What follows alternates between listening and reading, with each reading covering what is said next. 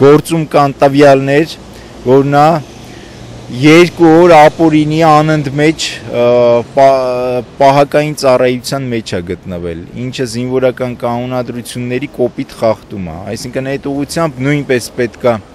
քննություն կատարվեր, պարզվեր ովքեր են պատասխանատու նրան անօրինական պահակային ծառայության մեջ նշանակելու համար եւ այդ մարդիկ նույնպես պատասխանատվության ենթարկվեին, որովհետեւ եթե ընդունենք, որ Հայկ Խաչատրյանը ջրծաղիկ հիվանդությամբ վարակվել է զինվորական հոսպիտալում, ապա նա չէր վարակվի, եթե անօրինական չգտնվեր այդ ցուրտ եղանակին պահակային ծառայության մեջ, նրա մոտ դիմային ծնոտի բորբոքում չառաջանար, չէր տեղափոխվի հոսպիտալ։ Այսօր մեր իրականությունն է, որ Հայաստանում ընդհանրապես ինչ ուզենան զինվորի նկատմամբ կանեն։